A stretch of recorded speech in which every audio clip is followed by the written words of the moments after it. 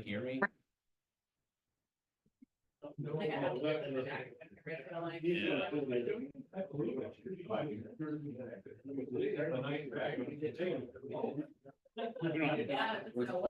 we don't flag. Oh, okay. All right, they're bringing a flag for next week. Here's the On the pole, here's the flag.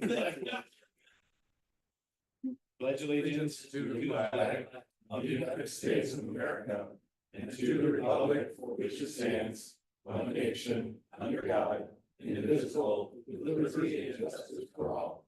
Do next thing we can get. Yeah, I had one. It's you don't do this. It's good to be back. Good to see everyone. Let us join together in a word of prayer. Holy God, we give you thanks for the beauty of this day and for the beauty of this past weekend. As we continue our work, we pray that you will continue to guide us and give us your strength.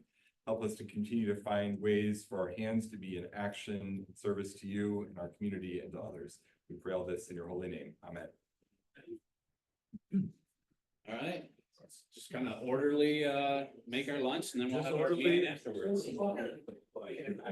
I'm ready. All right. You need a cookie? I don't need, I just have a cookie. All right, I'm gonna just kind of rattle through some announcements here. First off, I want to just make a few comments. Here, hold on. Ready? There we go. Nope. It's the only reason I wear a jacket. I never wear a jacket. The only reason is to put a. First off, I just want to address a few things. Obviously, we're figuring this out as we go. I know next week the beverages are going to be over here for convenience. They're also going to have coffee next week. We're working on getting a bigger trash can or other trash cans around. We can also switch up the food. They're very open to whatever, so we'll probably be switching up the food just a little bit from week to week, so we're not just eating the same turkey sandwich every time we come here. The other thing is RSVPs.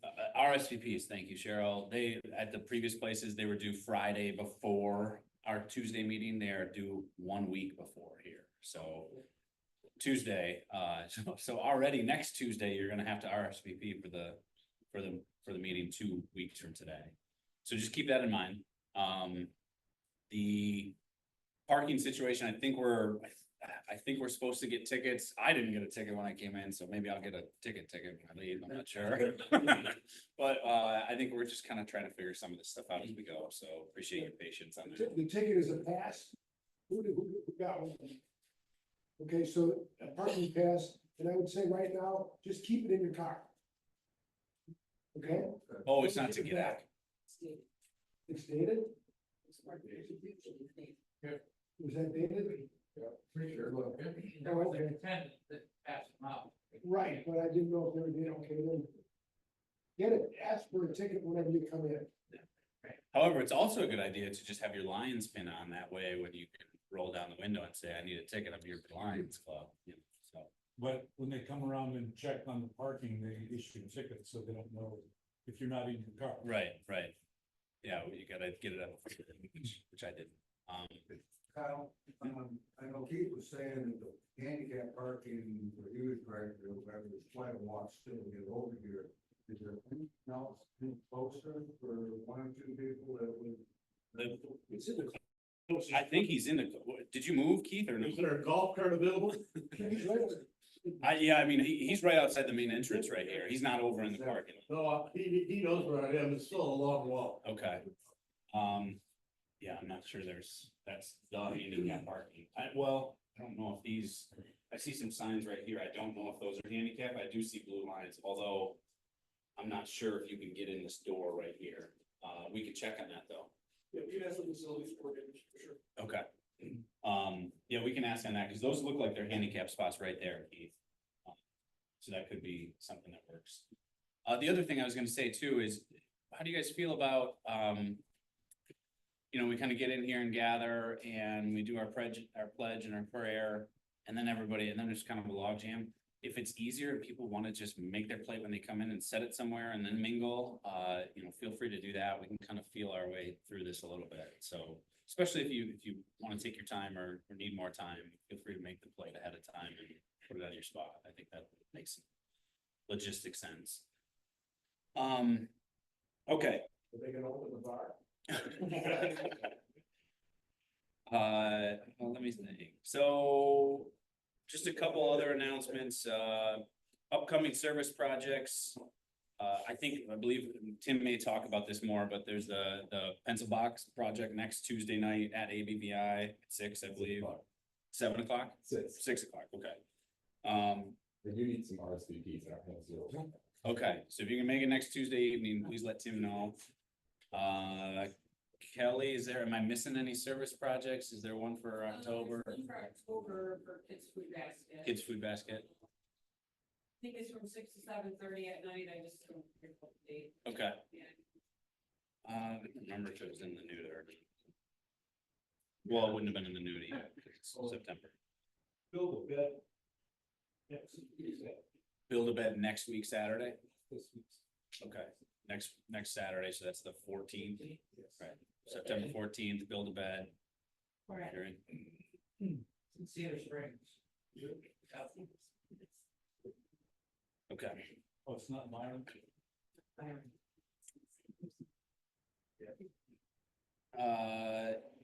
the other thing I wanted to announce before we got into the tail twister, which Jamie's not here, so Gary has graciously offered and probably be harder on everybody.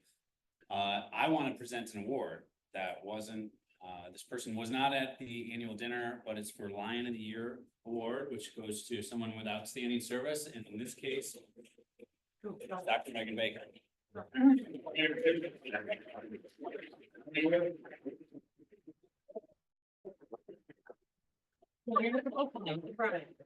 Blind dinner. Okay. Your speech can be as long as you want. Oh, yeah, sorry. You guys have to learn this. Yeah. Okay, thank you all. This was unexpected, but appreciated. Okay. Looks like you're having fun. There we go. Okay, that'll work. Yeah, we did work hard on the blind dinner date and it turned out well and was well attended and enjoyed, so.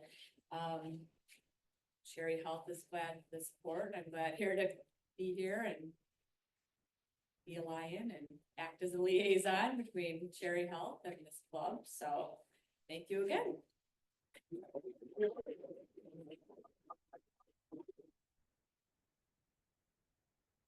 Here, you want to do your tail twisting? Sure. It's okay, who does not have a pin on? Volunteer. To start, everybody's got a pin on. Right?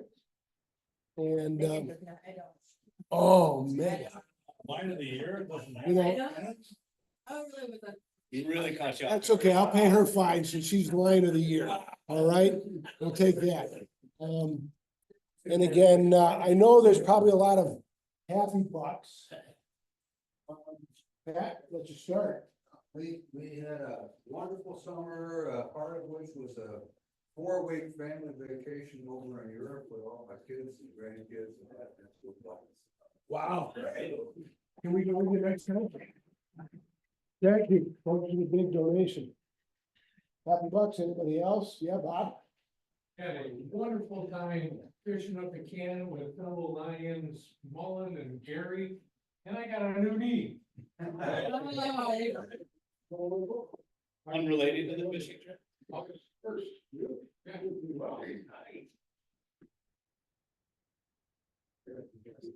Okay. You have station grandkids? Only one. Granddaughter was July 7th, when we got to visit her in Italy in August, which is exciting, and Mary got her US citizenship this summer. Congratulations. Where was her original citizenship? Canadian. Was it Canadian? Didn't know that, eh? I have some happy bucks also because this is my really first day of retirement. As an optometrist, I can do more lines work. And rebuild furniture, yeah. Defective furniture. The neck still hurts. Where's my lawyer? Gary. Lynn, Tell us about your swim around Mackinac. oh, Swim for Sight. Yeah, I wanted to thank you too for the support for that. Which was supposed to be the 8.2 mile swim around Mackinac Island on August 18th. And I knew we were in trouble when the ferry over, it was 15-mile-an-hour winds at 6:30 in the morning. The day of it, there was about 150 people doing it and then another 100 doing the relay, just relay parts of it. And it's not a race, it's just an event to swim around the island. So I said, hey, let's raise some money for ABVI, the Lions of Michigan Foundation, the Kids Site Program for the preschool screening, and for Lions International Foundation for vision missions. So John helped me set that up, which thank you, John. And we actually raised $3,500. So a third of that will go to each of them. Once we get the check from Eventbrite and divide that up, and everybody who participated will get a thank you from me.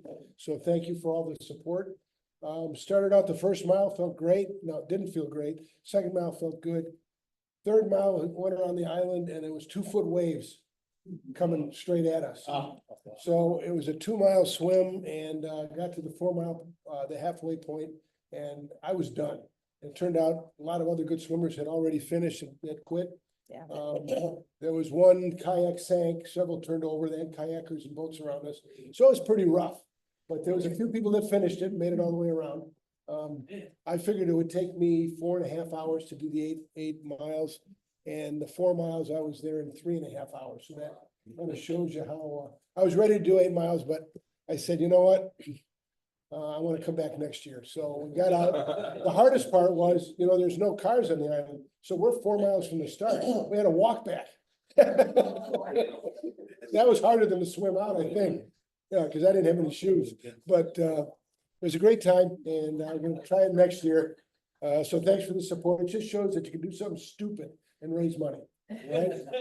And but we had a lot of fun. So thanks for that, for the support. And guest today, I only see one guest. Oh, Jason, you're not a guest. It's great to see you, Jason.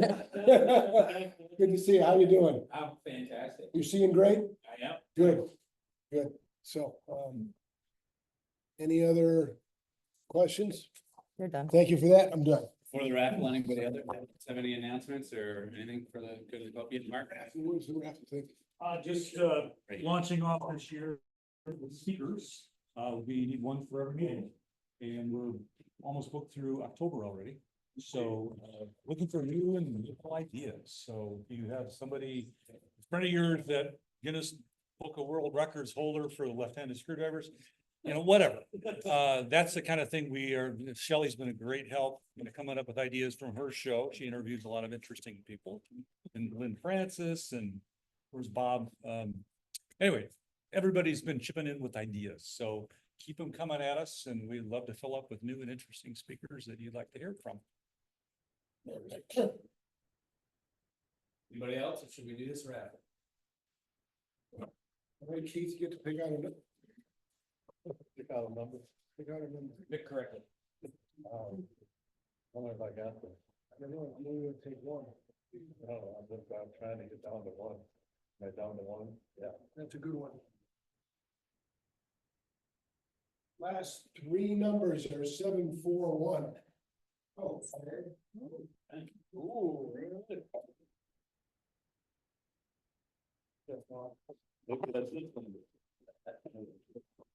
You got it?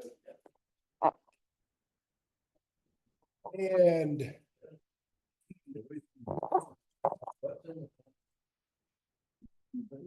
couple bucks. Megan, Rookie of the Year. Lion of the Year.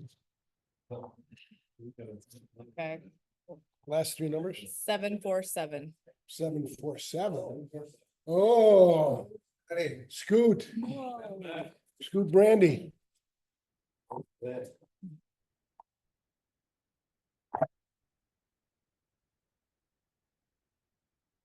What's it they call them, Scoot? What country? Canada. And you know, Scott's, but he's scooped. And they gave him an end in the last one, and he's brain. We got pool for They did get Spoolster right. Thank you. But speaker, I just also wanted to say, in case anybody hasn't noticed yet, the restrooms are right through those doors. So if anybody needs the restrooms, we've got our own little spot over here. And so with that, I want to invite Shelley up to introduce Jim. our speaker. Who needs no introduction, very active, Lion member. Tim Tuthill, President CEO, ABVI. January 23rd, it's been, when you first came to know the Grand Rapids Lions, thank you for that, don't look back. For fun, cooks, runs, and follows his 3 sons, so hope they lead you well. Give it up for Tim.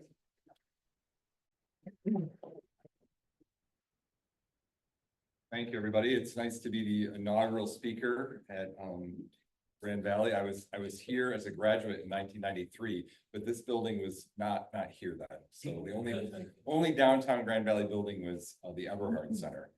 And so it's nice to see the evolution of this place, and it's nice to be here. Today I'm going to talk a little bit about ABVI, where we've been, and I don't know if this group has heard the history of ABVI, but it's a pretty fascinating one, along with where we are now and then where we need to go. But also the story of the Lions Club and the pillar of vision is not far from this story with ABVI either. So I've incorporated a little bit of that too. So I also brought in a couple pictures that I found around the office of the old building on Sheldon. You can see some kind of Lions history involved with that. So it's kind of neat to see that and of course be a part of that as well. So in 1913, 18 local women gathered with Roberta Griffiths to start the Grand Rapids Association for the Blind and for Sight Conservation. And the 3 areas that the organization or the association at that time focused on was developing skills for the visually impaired so that they could be independent. Also to educate organizations as well as the community about the capacity and capabilities of persons with a visual impairment. And third, employment initiatives. And the last one, social opportunities. And so that was kind of the foundation back in 1913 when they started. And they started off just out of necessity. There was really nothing available, and Roberta Griffith had been doing this piece primarily on her own and here and there when she had time. But to understand the history of ABVI, you really have to understand the history of Roberta Griffith. She was born in Pennsylvania and lost her sight as a child and moved from Pennsylvania to the Bay City area where she was homeschooled to the age of 12. And then after that point, she moved to Lansing to attend the Michigan School for the Blind, where she developed not only independent living skills, but how to sew, how to do shorthand, how to type, as well as her passion and interest in music. But she finished her senior year at the Ohio School for the Blind. And what I could kind of figure out was that she kind of outgrew what Lansing had to offer, for the Michigan School of the Blind had to offer. She was advanced and she needed a challenge. And there was a little more curriculum-based learning at the Ohio School for the Blind. And so she went there where she was encouraged and where she wanted to go on to college. And she was encouraged by the faculty there at the Ohio School for the Blind. And so she applied to the Women's College of Western Reserve University. When she applied there were no programs for the visually impaired. And the administration was a little skeptical on if she could handle going to school or going to college. But they said, we'll admit you for a week. And so they gave her kind of a week trial to see if she could make it independently. But also in the history, it says that she would not disrupt other students, which I thought was a little odd, that, that there was this idea that a blind student would interrupt the learning of others. She passed and she proceeded to prove a nice point that she graduated a 4-year degree in 3 years. Since there were no Braille text and she could not check textbooks out of the library, she had to buy the books and then hire a reader. So you can imagine the immense challenge this brought upon her, but I think she saw the challenge as a great opportunity. She also taught music lessons using a system of embossed musical notation that she invented herself. And this helped to not only support her love of music, but also to support her income. After graduation, she planned to write a novel and be a travel writer to support herself. While she was living in Chicago and writing, she moved to Grand Rapids to take care of her mother in the year 1900. And at that time, she was also working on a Braille dictionary for the blind and giving piano lessons to sighted as well as the visually impaired. I think that these formative years kind of taught her about what she was doing naturally, that kind of helped her to evolve into starting the association.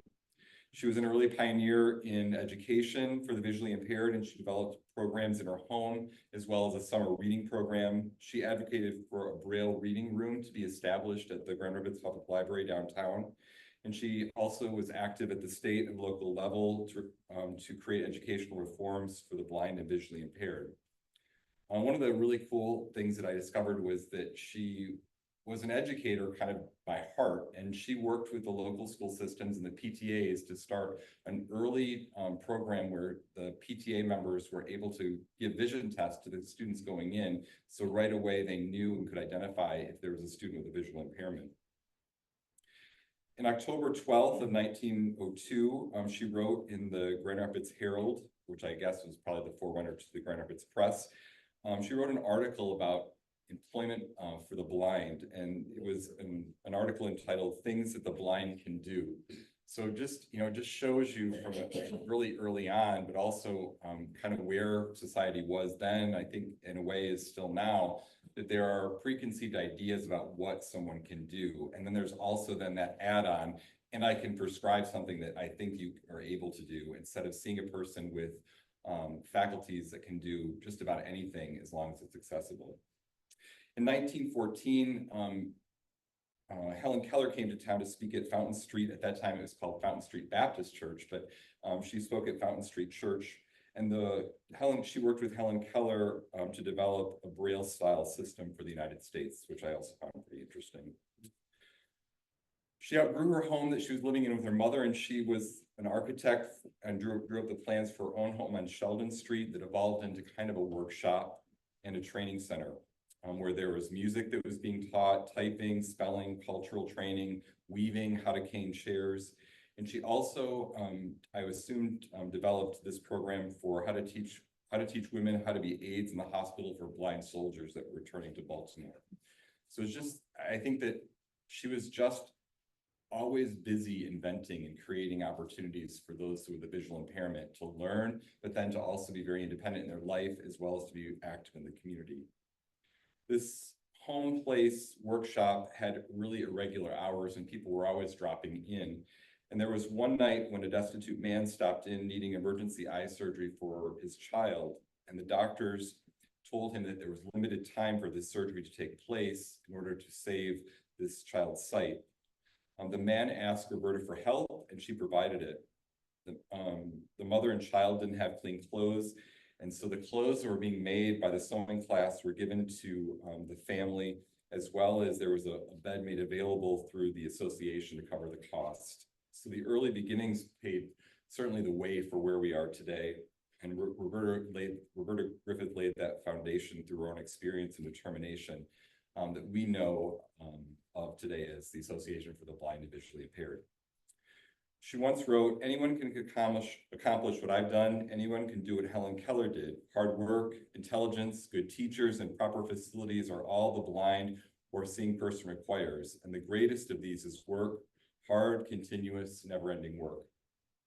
She also wrote, "People express the utmost astonishment when they learn that I can play the piano, that I bake, I keep house, do fancy work, operate a sewing machine and a typewriter. Some marvel that I even dress my own hair. Why shouldn't I? Why shouldn't all blind people?" And finally, thought, patience, labor. There is no other secret in our success. We have merely seized what by right belongs to us and are practical, human, hardworking men and women. Since her death in 1941, the association has changed names a few times. It's been instrumental in starting multiple programs throughout the years with Ken ISD, Butterworth Hospital, as well as establishing a low vision clinic, as well as countless other programs that have evolved from those early days on Sheldon Street and have built a framework that was set up by Griffith. But at the same time, there was another organization that was kicking off and getting started, the Lions Club in 1917. And by 1922, the Lions were working to develop job opportunities for blind adults as well as develop opportunities for children. A group of Lions in Cincinnati asked, what do blind children need that they do not have? And out of that conversation, the Cincinnati Lions Club developed the first Braille magazine for children.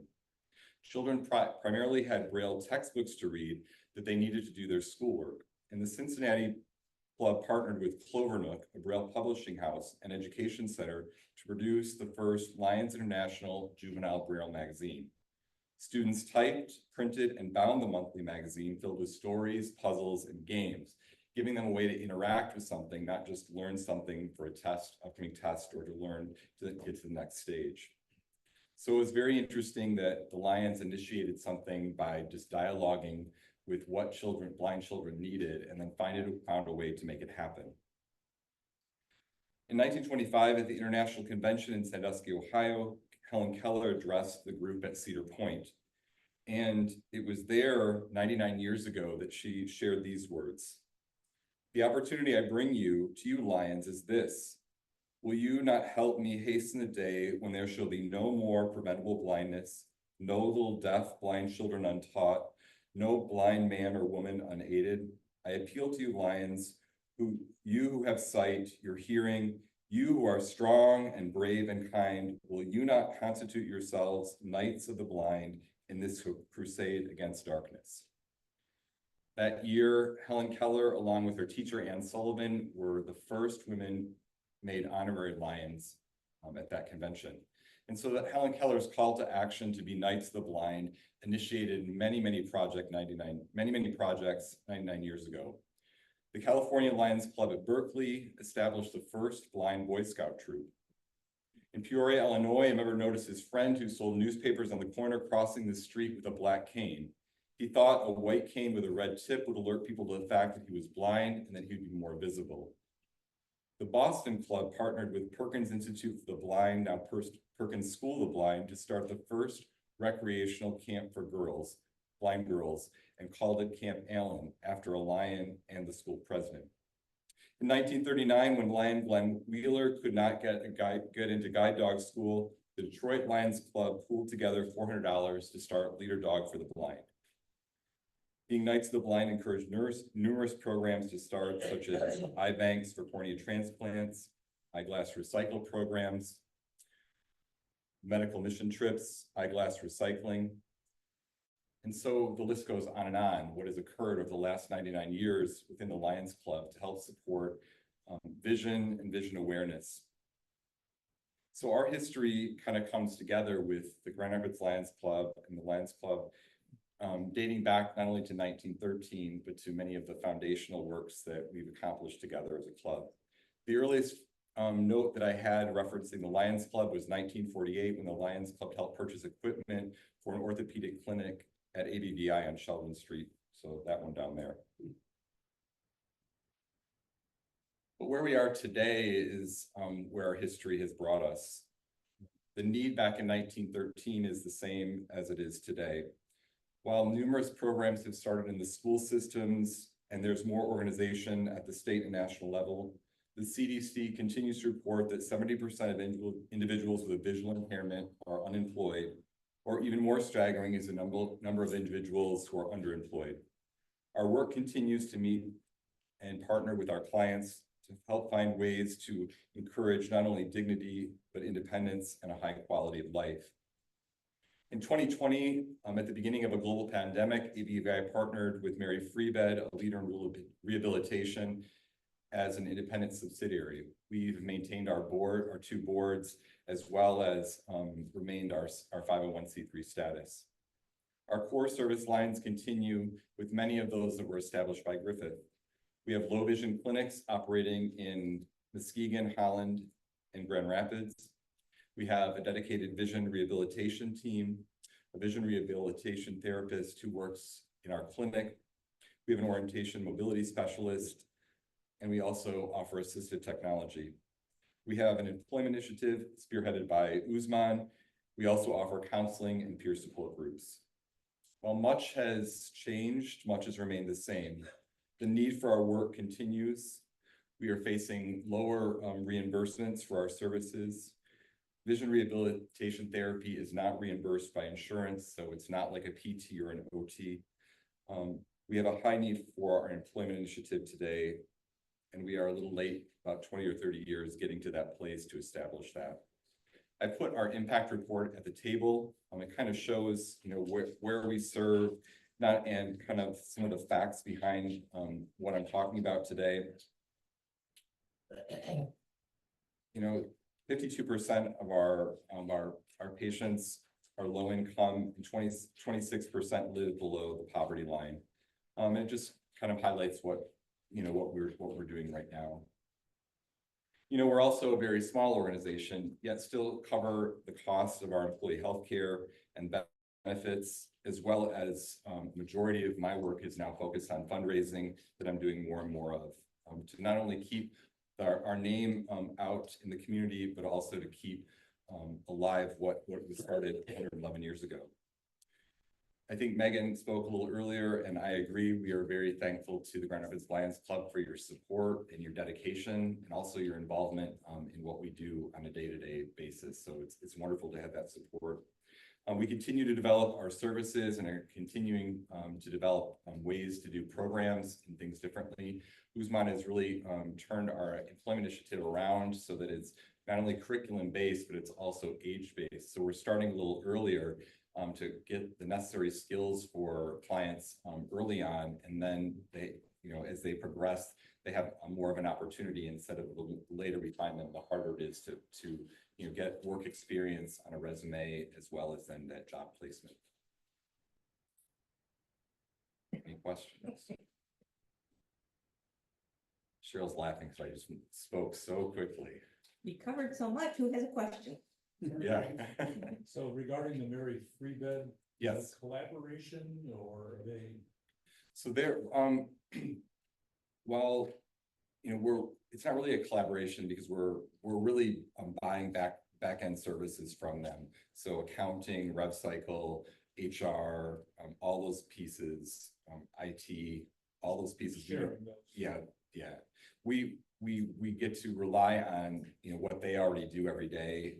We don't have to have that kind of staffing, but then we purchase that at a lower rate than we would if we were doing it all by ourselves. Yeah. Talk a little bit about the overall budget for the organization and source of funding. Sure, we're at about $785 right now a year. We receive Kent County senior millage money. We receive Muskegon County senior millage money. We have written a ton of grants. So Meyer Foundation is one of our funders for the employment initiative. Then we have private donations as well. So we kind of, wherever we can find $1 or $2, we certainly take it. Right now we try to not expense our expenses over to our clients. So there are some fees that they purchase things like low vision equipment. We will, they have to buy that from us, but there's only a $20 clinic fee right now. So we keep that very low because we want to keep it very affordable. But for instance, like with the clinic fee, we can pick up a little more through the Kent County senior millage for seeing that client. And then we also, if we work with the counselors through the state of Michigan, either MRS, Michigan Rehabilitation Services, Bureau of Services for Blind Persons, we can receive an authorization, and then they pay us at an agreed upon rate for that service. So that's another source of revenue.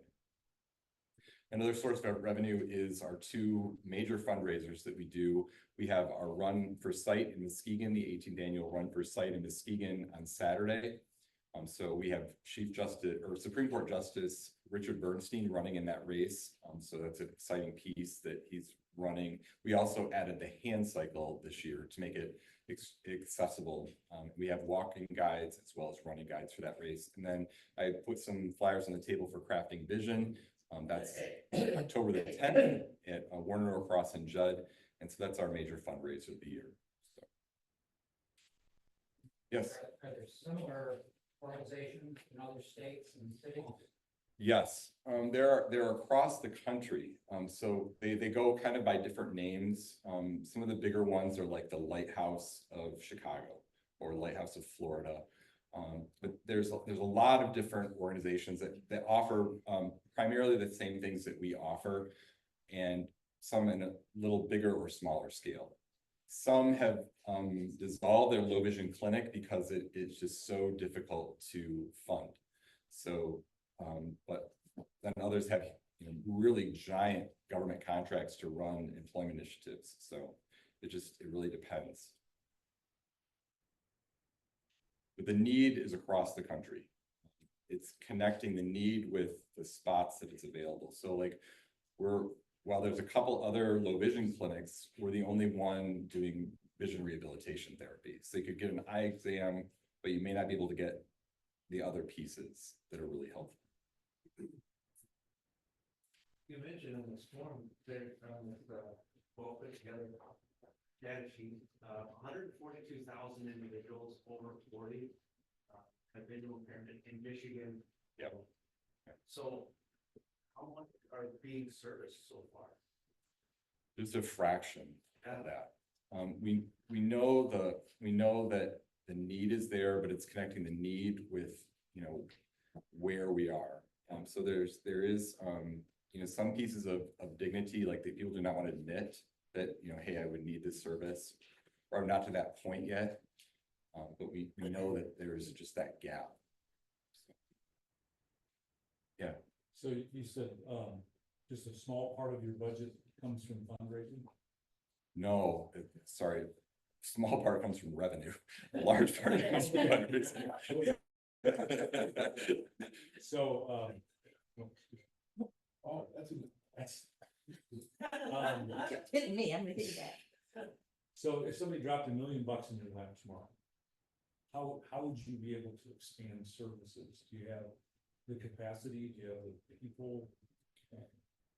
I think we have the right service lines. I think one thing that we really want to work on, and what's really needed is a transportation system. And that's another thing that, you know, the Lions really help out with getting people to appointments, but we do have a transportation issue.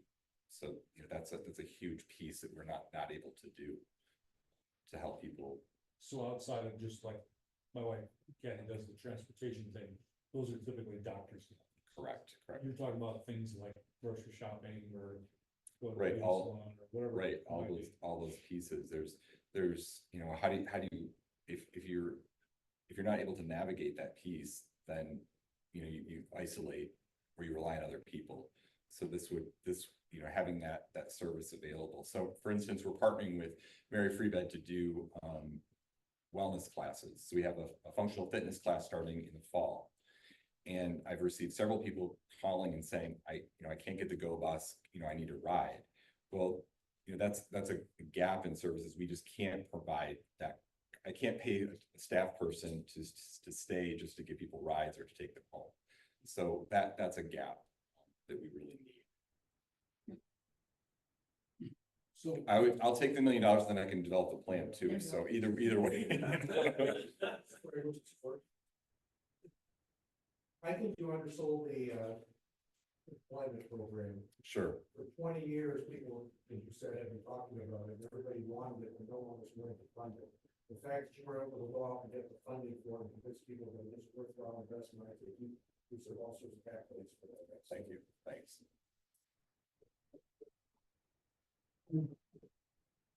Yeah, that number is not only staggering, but it's also difficult to, you know, continue to talk and talk and talk, because when you talk to people, they immediately say, well, I've got a job that someone can do.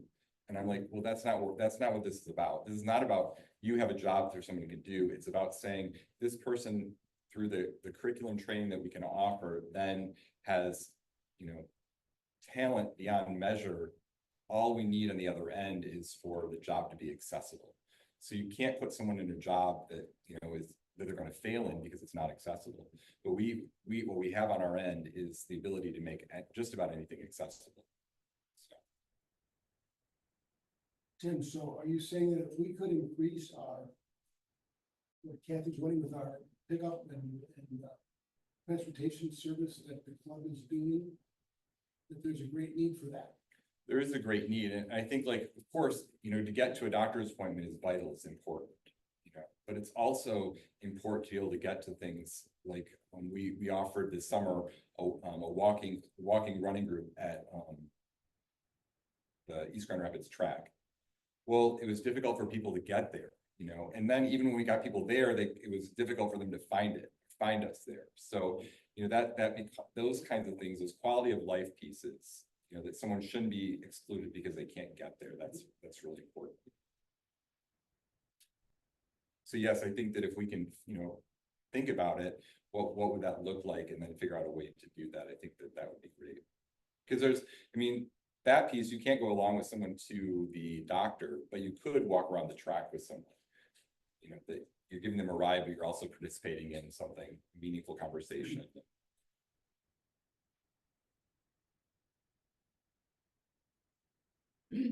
Well, thanks, Tim. Appreciate what you do for me. In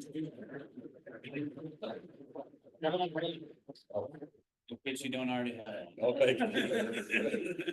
There's a couple of these in the office with my name on it.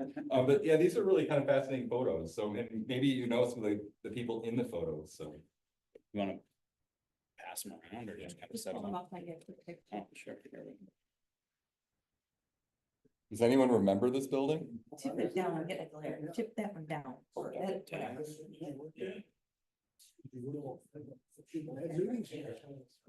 I think it's owned by the Catholic Diocese now, maybe? Yeah. Yeah. Lions bought, I'll buy that building in the seventies where before that, it showed that it was actually pretty good. Okay. Then that building was the first permanent location in Fort College.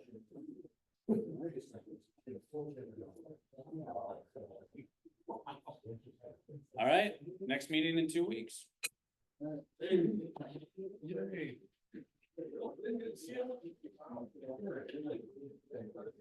Congratulations, Mr.